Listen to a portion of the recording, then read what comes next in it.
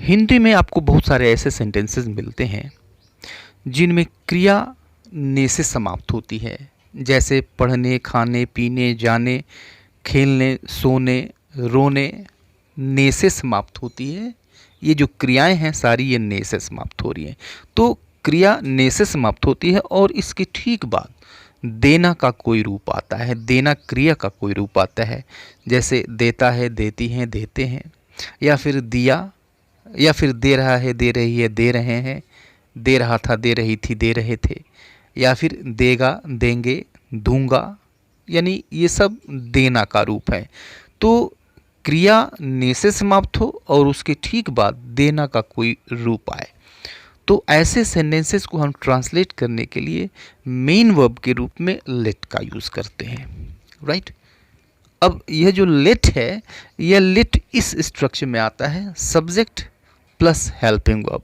Tense के according helping verb अगर use होनी चाहिए तो यूज़ करते हैं, अदरवाइज नहीं करते हैं। तो subject plus helping verb plus let, और उसके बाद हम ऑब्जेक्ट यूज़ करते हैं।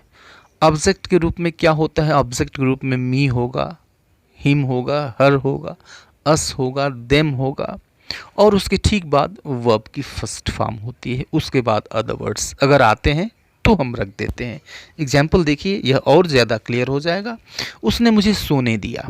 ओके, तो अब देखिए जो क्रिया है वह ने से समाप्त हो रही है, सोने, और उसके ठीक बाद देना का एक रूप आया हुआ है, दिया।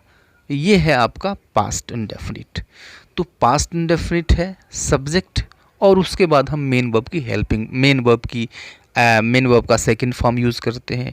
तो ही लेट, लेट का सेकंड फॉर्म लेट ही होता है, लेट लेट लेट, तीनों फॉर्म एक जैसे होते हैं। तो ही लेट, और उसके बाद से ऑब्जेक्ट, ऑब्जेक्ट यानी किसको सोने दिया?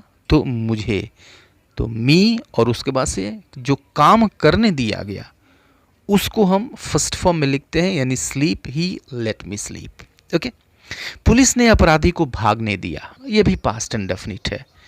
The police let the criminal run away, the police let the criminal run away, यानी सब्जेक्ट रखा, मेन वर्ब का सेकंड फॉर्म उसके बाद आया, उसके बाद से ऑब्जेक्ट आया, किसको काम करने दिया गया, किसको भागने दिया गया, यानी क्रिमिनल को, अपराधी को, और उसके बाद से वर्ब फर्स्ट फॉर्म। ये मेन वर्ब नहीं है, मेन वर्ब यहाँ पे लेट है, रन अवे। ओके, मेरा भाई मुझे पढ़ने नहीं देता है, प्रेजेंट इंडेफिनिट, राइट। तो my brother doesn't let me read, my brother doesn't let me read. तो सबसे पहले सब्जेक्ट यूज़ किया गया, और सब्जेक्ट के अकॉर्डिंग प्रेजेंट इंडेफिनिट में हम यूज़ करते हैं डजंट या डोंट नेगेटिव सेंटेंसेस में, और उसके ठीक बाद मेन वर्ब की फर्स्ट फॉर्म आती है। तो मेन वर्ब लेट है, तो माई ब्रदर डजंट लेट, और ऑब्जेक्ट किसको? मुझे, और पढ़ना read, my brother doesn't let me read. वह तुम्हें अंदर जाने देगा, फ्यूचर इंडेफिनिट है, राइट। तो फ्यूचर इंडेफिनिट में हेल्पिंग वर्ब आती है सब्जेक्ट के बाद, ही विल, और उसके बाद से मेन वर्ब की फर्स्ट फॉर्म। तो ही विल लेट, और ऑब्जेक्ट किसको अंदर जाने देगा? तो तुम्हें, यू, और फिर कौन सा काम करने देगा?